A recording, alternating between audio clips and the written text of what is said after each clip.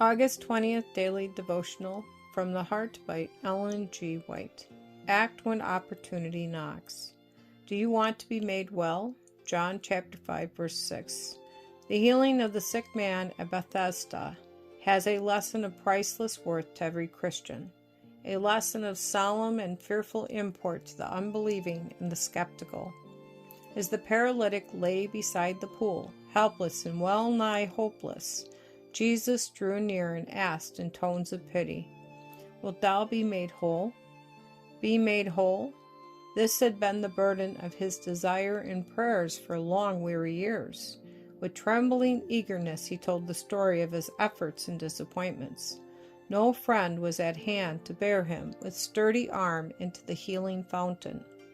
His agonizing appeals for help fell unheeded. All around him were those who sought for their own loved ones the coveted boon.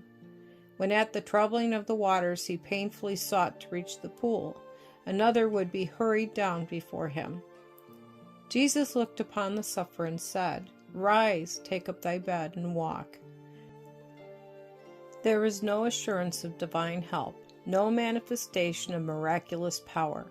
What marvel? Had the man made answer. It is impossible. How can I be expected now to use my limbs that have not obeyed my will for 38 years? From a merely human standpoint, such reasoning would appear consistent. The sufferer might have given place to doubt and thus have permitted that God-given opportunity to pass unimproved. But no, without a question, he seized his only chance. As he attempted to do what Christ had commanded, strength and vigor came, and he was made whole. Would you, doubting reader, receive the blessing of the Lord? Cease to question his word and distrust his promises. Obey the Savior's bidding, and you will receive strength. If you hesitate to enter into a discussion with Satan or to consider the difficulties and probabilities, your opportunity will pass, perhaps never to return.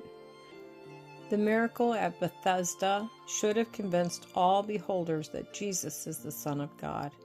At Christ's command, the paralytic had borne away the simple mat on which he had lain, and now Satan, ever ready with his insinuations, suggested that this act might be construed into a violation of the Sabbath.